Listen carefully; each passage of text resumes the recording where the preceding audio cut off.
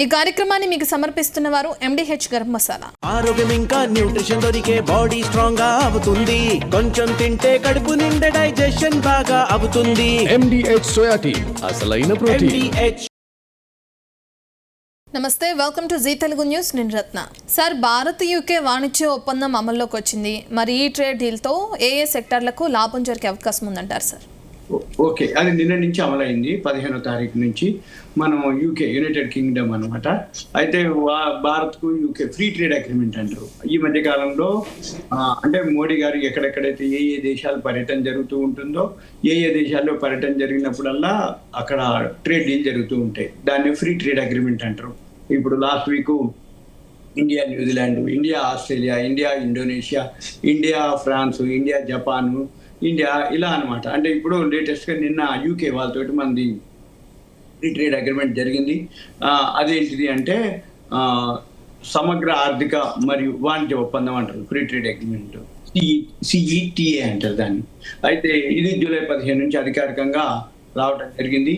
మన రెండు దేశాల మధ్య, యూకేకు మనకు రెండు దేశాల మధ్య ఇది అంటే రెండు ఒప్పందం వల్ల ఏం జరుగుతుంది అంటే ఐటీ ఉద్యోగులకు అనుకోండి, రెండోది కొత్త అవకాశాలు ఉంటాయి అనేది.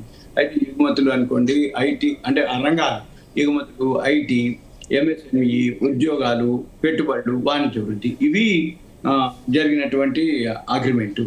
అయితే ఏ షేర్లకి అవి అప్లికబుల్ అవుతాయో చూద్దాము, ఏ షేర్లకి ఉపయోగపడుతుందో చూద్దాము. ఈ రెండు దేశాల మధ్యలో ఏదైతే ఫ్రీ ట్రేడ్ అగ్రిమెంట్ జరిగిందో ఐటీ రంగానికి వచ్చేటప్పటికి బాగా బెనిఫిట్ పొందేది లీడర్స్ ఎవరైతే ఉన్నారో TCS, Infosys, HCL Tech, Wipro, LTIMindtree. ఇప్పుడు ఇవి 5 కంపెనీలు బెనిఫిట్ పొందుతాయి.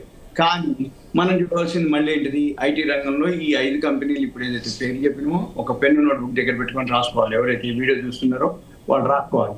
రాసుకున్న తర్వాత మళ్ళీ ఏం చేయాలి, వాళ్ళు విప్రో, ఎల్టీమైంట్రీ. ఇప్పుడు క్వార్టర్లీ రిజల్ట్స్ వస్తాయి. ఫస్ట్ క్వార్టర్, ఈ ఫస్ట్ క్వార్టర్ రిజల్ట్స్ ఈ 5లో ఏది బెస్ట్ ఉందో చూసుకొని దాన్ని సెలెక్ట్ చేసుకొని ఐటీ రంగంలో ఆ షేర్ కొనుక్కుంటే నెక్స్ట్ రాబోయే రోజుల్లో అది బాగా పెరిగే అవకాశాలు ఉంటాయి. మార్కెట్ ఎలా అన్న ఉండని మనకు సంబంధం ఉండదు. మార్కెట్లో ఈ బ్రెంట్ ఆయిల్ కానీ, ఇరాన్ అమెరికా వారు ఎలా అన్న ఉండని మన భారతదేశానికి వచ్చే ఇబ్బంది ఏం లేదు. తాత్కాలికమే ఇదంతా కూడా. ఎందుకు అంటున్నంటే ప్రతి దేశంతో మన ఫ్రీ ట్రేడ్ అగ్రిమెంట్లు జరుగుతూ ఉన్నాయో, ఎగుమతులు కానీ, దిగుమతులు కానీ, సుంకాలు కానీ, టారిఫ్లు కానీ, అవన్నీ కూడా బాగుంటాయి అనమాట. ఇంకొకటి జిఎస్టీ కలెక్షన్ కూడా హైయెస్ట్ రావడం జరిగింది. ఇన్ఫ్లేషన్ కూడా రావడం జరిగింది. కానీ ఇన్ఫ్లేషన్ హైలోనే ఉన్నా కానీ ఆర్బీఐ ఏదైతే డేటా ఉందో, ఆర్బీఐ అనుకున్న దానికంటే, ఆర్బీఐ ఎక్స్పెక్ట్ చేసిన దానికంటే కూడా తక్కువనే ఉందని ఒక అనౌన్స్మెంట్ జరిగింది. బ్రెంట్ కనుక బాగా తగ్గిపోతే ఆర్బీఐ అనుకున్న దానికంటే ఇన్ఫ్లేషన్ తక్కువలోనే ఉండే అవకాశాలే ఉంటాయి. ఇకపోతే టెక్స్టైల్స్కి వచ్చేటప్పటికి కేపీఆర్ ఒకటి ఉంది, కేపీఆర్ మిల్ అని ఉంటుంది, గూగుల్ దాస్ ఒకటి, అరవింద్ ఒకటి, వర్ధమాన్ ఒకటి. ఈ 4 కంపెనీలు. మళ్ళీ ఈ 4 కంపెనీలు కూడా క్వార్టర్లీ రిజల్ట్స్ చూసుకోవాలి. వాటిలో ఏది బెస్ట్ ఉందో చూసుకొని దాన్ని సెలెక్ట్ చేసుకొని పెట్టుకోవాలి. టెక్స్టైల్స్లోకి వచ్చేటప్పటికి తర్వాత ఆటో కాంపోనెంట్స్లో కూడా భారత్ ఫోర్జ్ ఒకటి, సోనా కన్జ్యూమర్ ఒకటి, మదర్సన్ సుమి ఒకటి. ఈ 3 ఈ మధ్య కాలంలో ఆటో సెక్టార్లో వేరే దేశాలతో కూడా టైఅప్ అయినవి ఉంటాయి. అప్పుడు ఇక ఈ 3 ఏదైనా ఉంది అనుకోండి అంటే ఎక్కువ అనమాట. అంటే ఆ దేశానికి ఉంటుంది, ఇప్పుడు యూకేతో కూడా ఉన్నట్టు ఉంటాయి అనమాట. మనం అవి చూడాలి. భారత్ ఫోర్జ్, సోనా సంస్టార్ ఒకటి, మదర్సన్ సుమి ఒకటి, ఏది ఆటో కాంపోనెంట్స్లో. ఇక నెక్స్ట్ వచ్చి ఫార్మాలో ఎవరైతే ఉందో Sun Pharma, doctor Reddy's lab, Cipla, ఈ 3 ఉన్నాయి. ఏది యూకేతో టైఅప్ అయిన వాటిల్లో ఈ 3 ఉన్నాయి. ఈ Sun Pharma, doctor Reddy's, Cipla చూసుకొని మళ్ళీ సేమ్ ఇదే ప్రొసీజర్. ఏది ఫస్ట్ క్వార్టర్ రిజల్ట్స్ వరకు వెయిట్ చేయాలి. ఫస్ట్ క్వార్టర్ రిజల్ట్స్ చూసుకోవాలి. ఫస్ట్ క్వార్టర్ రిజల్ట్స్లో ఇప్పుడు మనం చెప్తున్న కంపెనీలు ఏవైతే రంగాలు అనుకోండి, ఐటీ అనుకోండి, టెక్స్టైల్ అనుకోండి, ఆటో అనుకోండి, ఫార్మా అనుకోండి, ఏ సెక్టార్లు, ఏ షేర్లు, ఏవేవి ఎంతెంత రిజల్ట్స్ ఉన్నాయో చూసుకొని దాన్ని బట్టే మనము ఫాలో అవ్వాలి. ఇదంతా కూడా ఇన్ఫర్మేషన్ మాత్రమే. ఒకటి. తర్వాత కెమికల్స్ ఉన్నాయి. ఈ కెమికల్స్ కంపెనీలో వచ్చేటప్పటికి పిఐ ఇండస్ట్రీస్ ఒకటి ఉంది, ఎస్ఆర్ఎఫ్ ఒకటి ఉంది, నవీన్ ఫ్లోరో కెమికల్స్ ఒకటి ఉంది. ఇవి మనకి ఉపయోగపడే ఏది కెమికల్స్ వాటిల్లో. ఇక తర్వాత జ్యువెలరీస్కి వచ్చేటప్పటికి టైటాన్ ఒకటి, కళ్యాణ్ జ్యువెలర్స్ ఒకటి. ఈ 2 కూడా బాగా బెనిఫిట్ పొందే అవకాశాలు ఉన్నాయి యూకే వాళ్ళతోటి మనకి టైఅప్ అయిన దానికి. అయితే దీంతో ఏమైతే అంటే ఇప్పుడు యూకే వారితో అనుకోండి, ఇంకా వేరే అనుకోండి, ఏ దేశంతో ఏం జరిగినా మన అన్ని కూడా మన దగ్గర ఏవి ఎక్కువ ఉంటే అవి ఎగుమతులు జరుగుతాయి. ఉదాహరణకి ఈ జ్యువెలరీ విషయంలో వచ్చేటప్పటికి మనము 24 క్యారెట్స్ బంగారాన్ని బార్లలో దిగుమతి చేసుకుంటాం. ఆర్నమెంట్స్ రూపంలో మళ్ళీ మనమే వేరే దేశాలకు ఎక్స్పోర్ట్ చేయడం జరుగుతుంది. అది అనమాట మన బిజినెస్. మన జ్యువెలరీ షాప్స్ అన్ని కూడా టైటాన్ కానీ కళ్యాణ్ కానీ ఏం అమ్ముతారు, ఎంత అమ్ముతారు ఈ కాంపిటీషన్లో అని అనుకుంటారు మామూలు వ్యక్తులు. మామూలు వాళ్ళు ఏమనుకుంటారంటే ఈ కాంపిటీషన్ అంటే ఆషాఢ మాసం వాళ్ళ కాడ ఒక రోజు ఇంకా గోల్డ్ రోజు తగ్గుతూనే ఉంటుంది, సిల్వర్ తగ్గుతూనే ఉంటుంది, మరి వీళ్ళకి ఎట్లా లాభాలు వస్తాయి, ఇది ఎట్లా రికమెండ్ చేస్తారని అనుకోవచ్చు. కాదు, అక్కడ జరిగేది ఏంటిది అంటే ఏవైతే ఆర్నమెంట్ షాప్స్ ఉన్నాయో, జ్యువెలరీ షాప్స్ ఉన్నాయో వాళ్ళంతా కూడా దిగుమతులు బార్లు చేసుకొని ఆర్నమెంట్ చేసి వాళ్ళు ఎక్స్పోర్ట్ చేయడం జరుగుతుంది. కాబట్టి ఎక్స్పోర్ట్స్ ఏవైతే జరుగుతూ ఉంటాయో ఏ కంపెనీకి, ఇప్పుడు టైటాన్ ఉంది మన ఇండియా కంటే కూడా ఫారెన్ నుంచే రెవెన్యూ ఎక్కువ వస్తుంది టైటాన్కి. టాటా కంపెనీ, టాటా గ్రూప్ వాళ్ళ బ్రాంచీలు ఏవైతే వరల్డ్ వైడ్ ఉంటాయో అక్కడ సేల్స్ పెరుగుతుంది. అవి చూడాలి మనం. అంతే తప్ప మన కళ్ళ ముందుంది మన హైదరాబాద్లో ఒకటి అమ్మినంత మాత్రాన అమ్మలేనంత మాత్రాన అమ్మనంత మాత్రాన మూడాలని, ఆషాఢ మాసాలని, మంగళవారాలు, అమావాస్యలు ఇవన్నీ కాదు లెక్క. అవన్నీ వరల్డ్ మార్కెట్ బేస్ ఏంటి. ఇక నెక్స్ట్ సుంకాలు తగ్గుతాయి. ఇప్పుడు మనం ఎంతసేపటికి ఇక్కడ ఏంటిదంటే ఇప్పుడు జపాన్తో టై అయిపోయినా, ఫ్రాన్స్తో టై అయిపోయినా, ఆస్ట్రేలియాతో టై అయిపోయినా మనం ఏదైతే ఉన్నాయో ఎగుమతి మన దగ్గర ఎక్కువ ఉన్నాయి, వస్తువులు ఏవైతున్నాయో ఎగుమతి చేస్తాం. దిగుమతికి వచ్చేటప్పటికి మాకు సుంకాలు తగ్గించడం అంటే ఏంటి, వాళ్ళ దేశం ప్రొడక్ట్ ఇక్కడ మన దగ్గర అమ్మాలంటే దిగుమతి సుంకాలు ఉండకూడదు. అప్పుడు దిగుమతి సుంకాలు తగ్గినప్పుడు ఏమవుతుందంటే మన దగ్గర ధర తక్కువ వస్తుంది. ధర తక్కువ వచ్చినప్పుడు కొనుక్కోవడానికి ఎక్కువ ఉంటుంది, సేల్స్ పెరుగుతుంది, టర్న్ ఓవర్ పెరుగుతుంది, ప్రాఫిట్ పెరుగుతుంది. అవి కంపెనీలకు బెనిఫిట్ అవుతుంది. ఎక్స్పోర్ట్స్ ఇంపోర్ట్స్లో జరిగేది ఇదే అనమాట. ఎక్స్పోర్ట్స్ ఉన్నప్పుడు మనకి రాయితీలు రావాలి, సుంకాలు ఉండద్దు. దిగుమతులు చేసినప్పుడు సుంకాలు ఉండకూడదు మనకి. మళ్ళీ అప్పుడు మనకి దీనికి లాభం. ఎక్స్పోర్ట్ చేసినప్పుడు సుంకాలు లేకపోతే మనం తక్కువగా అమ్ముతాం అన్నమాట. అంటే మనకి ఆ ట్యాక్స్ మిగిలింది అనుకోండి, ఎనఫ్. ఇక ఆ కంపెనీలు బాగా బెనిఫిట్ పొందుతాయి. తర్వాత వ్యాపార అవకాశాలు అంటే నీ ఎక్స్పోర్ట్స్ ఇప్పుడు ఒక సంవత్సరం 1.5 year అయింది. ఇప్పుడు జూలైలో ఉన్నాం. 2026, 2025, 2024 డిసెంబర్లో అధ్యక్షుడిగా ట్రంప్ ఎన్నుకోబడ్డాడు. అంటే 2025 జనవరి ఇప్పుడైతే అధ్యక్షుడిగా ప్రమాణ స్వీకారం చేసిండో ట్రంప్, అప్పటి నుంచి కూడా ప్రపంచవ్యాప్తంగా సుంకాలు, టారిఫ్లని మొత్తం ఏనం చేయడం జరిగింది. ఇప్పటిదాకా కూడా జరుగుతూనే ఉన్నాయి ఇంకా. అందుకని ఈ మనం వేరే దేశాలతో ఏవైతే టైఅప్లు అయినాయో ఏదైనా అప్పుడు ఆటోమేటిక్గా మన ఎగుమతులన్నీ కూడా ఇంకా వ్యాపారం, బిజినెస్కి బాగా అవకాశాలు ఉంటాయి అన్నమాట. తర్వాత పెట్టుబడులు పెరుగుతాయి. ఇప్పుడు ఏవైతే ఇన్వెస్ట్మెంట్స్ ఉంటాయో అవన్నీ కూడా మళ్ళీ ఏ రంగాల్లో వాళ్ళు సేల్స్ ఎప్పుడైతే ఆర్డర్ బుక్ ఉంటుందో ఆటోమేటిక్గా వాళ్ళు పెట్టుబడులు కూడా పెంచే అవకాశాలు ఉంటుంది. అంటే ఐపీఓలు, ఫారెన్ పోర్ట్ఫోలియో ఎఫ్పిఓలు అంటే follow on public issues, FIP అంటే ఎఫ్పిఓ అంటాం, ఫాలో ఆన్ పబ్లిక్ ఆఫర్స్ ఉంటాయి. తర్వాత ఇకపోతే మళ్ళీ క్యూఐపీలు, క్వాలిఫైడ్ ఇన్స్టిట్యూషనల్ ప్లేస్మెంట్స్ అని అట్లా పెట్టుబడులు పెంచుకుంటుంటారు కంపెనీలు, అవి జరుగుతాయి. తర్వాత జాబ్ ప్లేస్మెంట్స్ వస్తాయి, ఉద్యోగాలు అంటే ఎంప్లాయ్మెంట్ వచ్చే అవకాశాలు ఉంటాయి. మళ్ళీ వీటన్నిటితోటి జీడిపి పెరుగుతుంది. జీడిపి మంది ఇప్పుడు కొంచెం స్లోలోనే ఉంది. ఎందుకు స్లోలో ఉంది అంటే బ్రెంట్ ఆయిల్ మెయిన్ ఎఫెక్ట్ మనకి. అది కూడా కొన్నాళ్ళకి మామూలు అయిపోయింది అనుకోండి. బ్రెంట్ ఆయిల్ కనుక తగ్గడం మొదలు పెడితే ఆటోమేటిక్గా ఈ ఎక్స్పోర్ట్స్, ఇంపోర్ట్స్ ఇవన్నీ వీటితోటి మన ఎకానమీ స్ట్రాంగ్ అవుతుంది, జీడిపి స్ట్రాంగ్ అవుతుంది. కానీ ఇప్పుడు అటువంటి సిచ్యువేషన్ ప్రజెంట్ లేదు. ఎందుకు లేదు అంటే బ్రెంట్ ఆయిల్ తోటి మనం ఆర్థికంగా మన యొక్క జీడిపి బాగా తగ్గిపోవడం జరిగింది. మన రూపీ ఆల్ టైంలోకి రావడం జరిగింది. ఇవన్నీతోటి అంటే ఇవన్నీ మామూలు అయిపోతే ఆటోమేటిక్గా మన జీడిపి ఫాస్ట్గా గ్రోత్ వస్తుంది అనమాట. వరల్డ్లో కూడా మనం లాస్ట్ ఇయర్ మొత్తం కొరియా ఉండేది, ఈసారి ఇంకో 1-2 అంటే ఇది మామూలుగా అయిపోతే మాత్రం మనం ముందుండే అవకాశాలు ఉన్నాయి నెక్స్ట్ ఇయర్కి. ఇవి మనం అంటే ఈ రోజుకి. ఇకపోతే ఇప్పుడు జూలైలో మోడీ గారు ఎక్కడెక్కడ పర్యటనలు ఉంటాయి, ఆగస్టులో ఎక్కడ ఉంటాయి, అట్లా month wise, day wise data ఉంటుంది. అప్పుడు ఏమవుతుంది, మోడీ గారు ఎన్ని విదేశీ పర్యటనలు చేస్తున్నారు అంటే అన్ని ఫ్రీ ట్రేడ్ అగ్రిమెంట్లు జరుగుతాయి మన దేశానికి, ఆ దేశానికి. ఇప్పుడు ఉదాహరణకి జపాన్ జరిగింది, జపాన్ వాళ్ళు మనం కూడా ట్రేడ్ డీల్ జరిగింది. కానీ ఈ ట్రేడ్ డీల్లో జరిగింది ఏంటిది అంటే అమెరికా వాళ్ళతోటి కనుక అంటే మనం ఎప్పుడైనా కానీ ఏ దేశంతో ట్రేడ్ డీల్ జరిగినా ఎవరు చేసినా అమెరికా డాలర్లు పే చేయాలి, వాళ్ళు చేసినా మనం చేసినా. కానీ ఇప్పుడు జపాన్ తోటి వచ్చేటప్పటికి మనకి వాళ్ళతో ఏదైతే ట్రేడ్ డీల్ ఉందో వాళ్ళకి మనకి ఒక ఒప్పందం ఏమిటి అంటే మనము రూపాయల్లో ఇస్తాము, మన దగ్గర రూపాయి కాబట్టి రూపాయల్లో ఇస్తాం, వాళ్ళు జపాన్ వాళ్ళు ఎన్లలో ఇస్తారు. అంటే ఇది డాలర్ కన్వర్షన్ కానీ డాలరు ఏదైతే చేంజ్ చేసే అమౌంట్ కానీ ఛార్జెస్ అవి కూడా మనకు మిగులుతాయి. అంటే మనకి మిగులుతాయి, జపాన్ వాళ్ళకి మిగులుతాయి. అంటే మిగిలితే మనకి మిగులుతాయి, లేకపోతే జపాన్ వాళ్ళకి మిగులుతాయి. ఈ డాలర్ కన్వర్షన్ తోటి ఏమవుతుంది, ప్రపంచ దేశాలన్నిటి కూడా డాలర్ కొని ఇవ్వాల్సి ఉంటుంది. కాబట్టి ఆ చేంజెస్ ఉంటాయి. అంటే ఇది కన్వర్షన్ ఛార్జెస్. ఈ కన్వర్షన్ ఛార్జెస్ అన్ని కూడా మనకి జపాన్ ట్రేడ్ డీల్ ద్వారా. అంటే ఏమవుతుంది, ఎక్స్పోర్ట్స్ ఇంపోర్ట్స్ ఏదైతే కంపెనీలు ఉన్నాయో వాటికి బెనిఫిట్ వస్తుంది ఇండైరెక్ట్గా. అందుకని ఏమవుతుంది, ఆటోమేటిక్గా ఎకానమీ స్ట్రాంగ్ అవుతుంది. వాళ్ళది అనుకోండి, మనది అనుకోండి. అంటే ఫ్రీ ట్రేడ్ అగ్రిమెంట్ వల్ల బెనిఫిట్ ఏంటంటే మన దగ్గర ఏవైతే ఎక్కువనో అవి ఎక్స్పోర్ట్ చేస్తాం, మనకి ఏవైతే తక్కువనో అవి ఇంపోర్ట్ చేసుకుంటాం. ఆ దేశానికి ఏది అవసరమైనవో అవి ఎక్స్పోర్ట్ చేస్తాం, మన దేశానికి ఏం అవసరం ఉన్నాయో అవి ఇంపోర్ట్ చేసుకుంటాం. దీంతో ఏంటి, మ్యూచువల్ అనమాట. మ్యూచువల్ వల్ల ఏమవుతుంది, ఆ దేశం డెవలప్ అవుతుంది, మనం డెవలప్ అవుతాం. ఇప్పుడు జీడిపి కూడా వాళ్ళది స్ట్రాంగ్ అయితే మనం కూడా స్ట్రాంగ్ అవుతాం. కాబట్టి ఇప్పుడు ఒక బ్రెంటాయిల్ తోటి ప్రపంచ దేశాలన్నీ కూడా కొంచెం ప్రాబ్లంలో ఉన్నాయి. ఇవన్నీ కూడా మామూలు అయిపోతే ఆటోమేటిక్గా మనం ట్రేడ్ డీల్ చేసినవి మామూలుగా లేవు. ఒక 1.5 year నుంచి ఎప్పుడైతే ట్రంప్ సుంకాలు టారిఫ్లు ఫైనల్ కాలేదు, ఇప్పటికి కూడా మన ఇంకా ఫైనల్ కాలేదు. మొన్న ఫ్రాన్స్ పర్యటనలో మోడీ గారును ట్రంప్ ఇద్దరు కూడా కూర్చోవడం జరిగింది.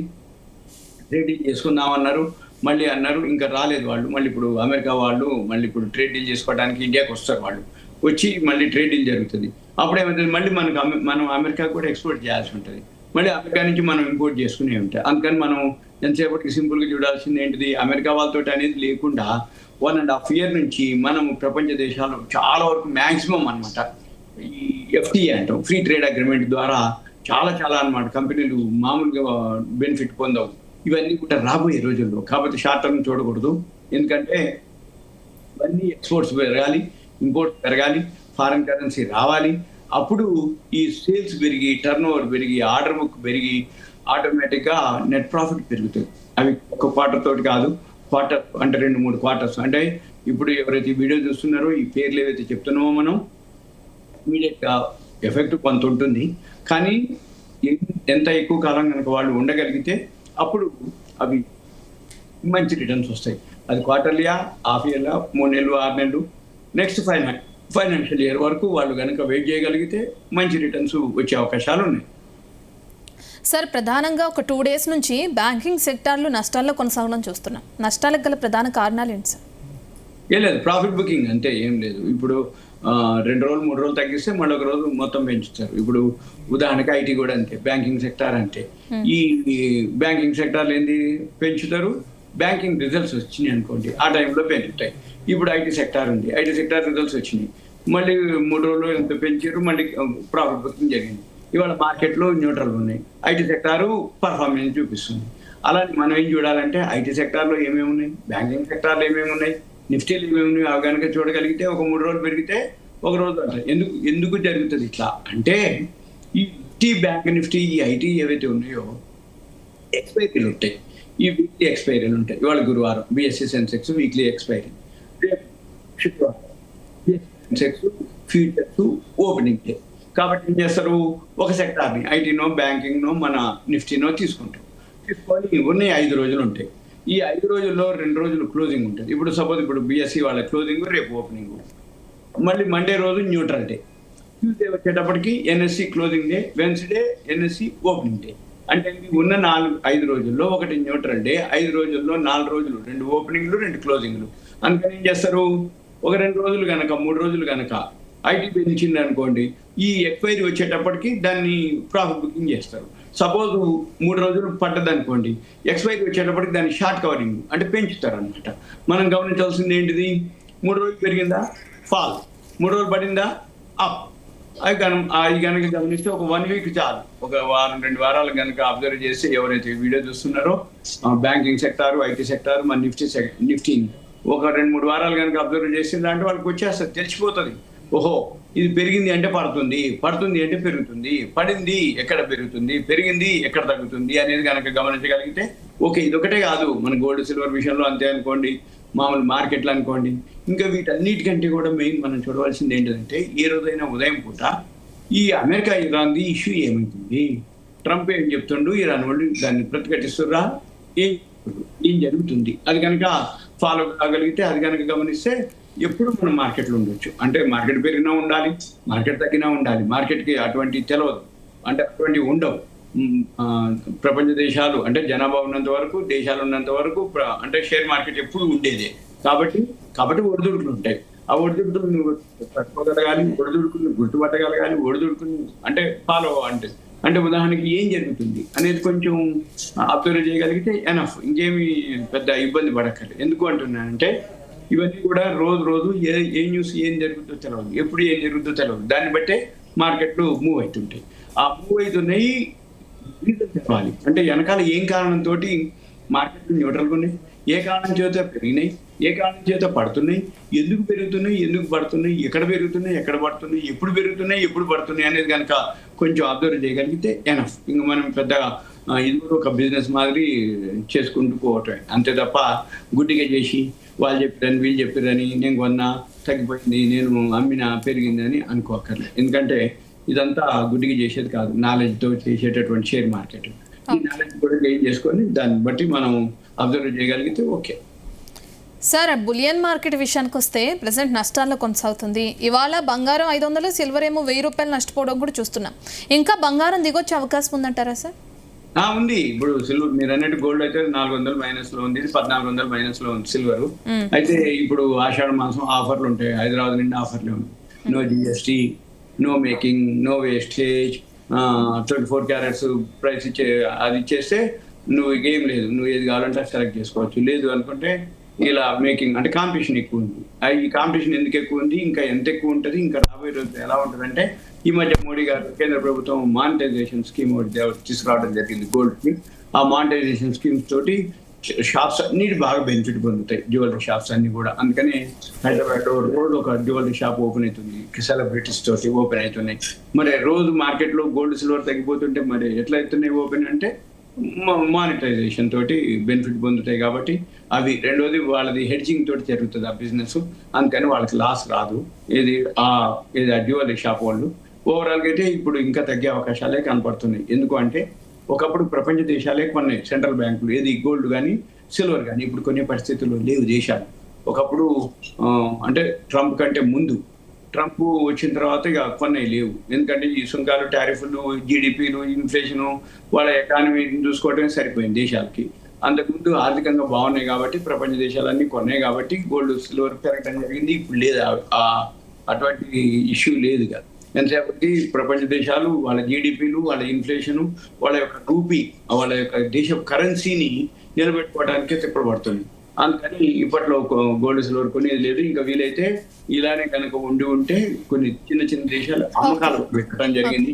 ఆల్రెడీ అంతకుముందు టర్కీ అమ్మిండ్రు, రష్యా వాళ్ళు కూడా కొంత అమ్మిండ్రు, ఇప్పుడు పోలాండ్ వాళ్ళు అమ్మకానికి. కాబట్టి ఇంకా తగ్గే అవకాశాలే కనపడుతున్నాయి. సార్, కాలర్ అందుబాటులో ఉన్నారు, నరసింహారావు భద్రాద్రి కొత్తగూడెం నుంచి. తనతో మాట్లాడదాం. నరసింహారావు గారు నమస్తే అండి. నమస్తే మేడం. ఎస్, మార్కెట్ గురించి మీ సందేహం ఏంటి, సార్తో మాట్లాడండి. సార్ నమస్తే సత్యనారాయణ సార్. నమస్తే సార్. కాస్త బిఎస్సి షేరు రెగ్యులర్ ఈ మధ్యకాలంలో ఫాలో అవుతుంది సార్, దాని గురించి ఏమైనా చెప్పగలుగుతారా అండి దయచేసి? బిఎస్సినా? Bombay stock exchange. బిఎస్సినా? ఓకే. అది ఎక్కువ వలటాలిటీ ఎక్కువ ఉంటుంది బాగా, కానీ ఓవరాల్గా అయితే అది ఇన్వెస్ట్మెంట్ కి అది మనం తినేది కాదు. ఇవాళ కూడా 3685లో ఉంది. మీరు ఒకటే గమనించాలి, బిఎస్సి ఉంచుకోండి. ఎందుకంటే ఎన్ఎస్సి ఇష్యూ వస్తుంది ఐపీఓకి. ఎన్ఎస్సి ఐపీఓ ఇష్యూ వస్తే ఆటోమేటిక్గా దాని వాల్యూ క్యాల్కులేషన్ చేసి ఇది పెరిగే అవకాశాలే కనబడుతున్నాయి ఒకటి. ఇక నెంబర్ 2, రిజల్ట్స్ విషయంలో వచ్చేటప్పటికి ఇప్పుడు బాగా హై నుంచి కొంచెం డౌన్ రావడం జరిగింది. 4447 నుంచి ఇప్పుడు 3685లో ట్రేడ్ అవుతుంది. ఇప్పుడు ఫస్ట్ క్వార్టర్ రిజల్ట్స్ రాలేదు, ఇంకా ఫస్ట్ క్వార్టర్ రిజల్ట్స్ వరకు వెయిట్ చేయండి. రిజల్ట్స్ వెయిట్ చేసినా చేయకపోయినా, రిజల్ట్స్ పని లేకపోయినా అది మీ పిల్లలు, మనవాళ్ళు, మనవరాళ్ళు తినేది. ఎందుకంటే దేశం ఉన్నంత కాలం ఎక్స్చేంజ్లు ఉండాలి, బిఎస్సి, ఎన్ఎస్సి. అయితే బిఎస్సి చాలా ఓల్డ్ ఎక్స్చేంజ్ కాబట్టి బిఎస్సిని ఆలోచించక్కర్లేదు, రోజు చూడక్కర్లేదు. కాకపోతే మీరు అన్నట్టు వల్టాలిటీ ఎక్కువ ఉంటుంది, అప్ అండ్ డౌన్ ఎక్కువ ఉంటుంది. ఉంటే అప్పటిసరి అంటే బాగా పైకి ఉంటుంది, లేకపోతే కిందికి అన్నీ ఉంటుంది. కానీ ఏం కాదు, మీరు ఇంకా 2 పనులు చేయొచ్చు. ఒక వారం 10 రోజులు 15 రోజులు గమనించండి. రోజు నోట్బుక్ రాయండి, ఓపెన్ లో హై. అది మామూలు సైట్లో కూడా దొరుకుతుంది, ఓపెన్ లో హై క్లోజింగ్. ఈ 4 డేటా తెలుసుకోండి, డైలీ డేటా తీసుకొని ఎక్కడ లో ఉందో అక్కడ, అంటే ఈ వీక్ లో, ఈ మంత్ లో. సపోజ్ ఇప్పుడు జూలై ఉంది, జూలై మంత్ లో ఎక్కడ బిఎస్సి, మళ్ళీ ఈ వీక్ లో అంటే ఇవాళ మనం థర్స్డే, ఈ వీక్ లో 2 రాసుకోవాలి. మళ్ళీ ఈ మంత్ లో హై, మళ్ళీ జూలై మంత్ లో హై, వీక్ హై. ఆ 4 చూసుకోవాలి ప్రతి వారం, ప్రతిరోజు చూసుకొని మీరు బాటంకి వచ్చింది, లోకి దగ్గరలో వచ్చింది, బైలోకి వెళ్ళాలి. మళ్ళీ పీక్ వెళ్ళింది, హైలోకి వెళ్ళింది, సెల్ చేసుకోవాలి. అట్లా కనుక చేస్తే మీకు మంచి రిటర్న్స్ వస్తాయి. బీఎస్సీ గురించి ఆలోచించే అక్కర్లేం లేదు. Okay sir, thank you Narasimha Rao garu. Sir market రేపు ఎలా ఉండబోతుంది? ఓకే, రేపు శుక్రవారం మళ్ళీ రేపు ఉదయం తెలుస్తుంది. ఎందుకంటున్నా అంటే ఇప్పుడైతే న్యూట్రల్ ని క్లోజ్ అయ్యే అవకాశాలు ఉన్నాయి. రేపు ఉదయం వచ్చి శుక్రవారం BSc Sensex weekly futures opening day, ఈ ఓపెనింగ్ డేకి ఉండొచ్చు. కానీ ఈ బ్రెంట్ ఆయిల్దే మనకి మెయిన్ ప్రాబ్లము. ఈ బ్రెంట్ ఆయిల్ ఇప్పుడు అక్కడే ఉంది, అంటే న్యూట్రల్గా ఉంది. రేపు కూడా న్యూట్రల్గా ఉంది అనుకోండి, మామూలు మన మార్కెట్ కూడా న్యూట్రల్గా ఉంటుంది. ఒకటే ఈ వీడియో చూసేవాళ్ళు రేపు ఎలా ఉండబోతుంది అనే దానికి బ్రెంట్ ఆయిల్ కనుక ఇప్పుడు $84.64 ఉంది. సపోజ్ $1-2-3 కనుక పెరిగిందో మార్కెట్ తగ్గుద్ది. ఒకవేళ $2-3 తగ్గిందో అంటే తగ్గితే రేపు ఉదయానికి మార్కెట్ ప్లస్లో ఉంటాయి. మళ్ళీ రేపు మధ్యాహ్నం వీకెండ్ ఉంటుంది, ఫ్రైడే ఉంటుంది, మళ్ళీ హాలిడేస్ ఉంటాయి, సాటర్డే సండే. ఏం జరుగుతూ కాబట్టి అందరు కూడా పొజిషన్స్ ఇప్పుడు స్క్వేర్ ఆఫ్ చేసుకుంటారు, ఓవర్ నైట్ ఉంచట్లేదు. ఓన్లీ ఇన్వెస్టర్స్ తప్ప ఇంట్రాడే చేసేవాళ్ళు ట్రేడర్స్ అంతా కూడా పొజిషన్స్ అన్ని స్క్వేర్ ఆఫ్ చేసుకుంటారు. కాబట్టి మనం గమనించవలసింది సింపుల్గా బ్రెంట్ ఆయిల్ని బేస్ చేసుకోవాలి. బ్రెంట్ ఆయిల్ దీంతో పాటు ట్రంప్ ఏమి అనౌన్స్మెంట్ చేస్తుండ్రు, దాన్ని బట్టి మన మార్కెట్లు పాజిటివా నెగిటివా న్యూట్రల్ అనేది తెలుస్తుంది. ఓకే, థ్యాంక్ యూ సత్యనారాయణ గారు. థ్యాంక్ యూ సార్, మార్కెట్ పైన మీ అనాలిసిస్ అందించినందుకు.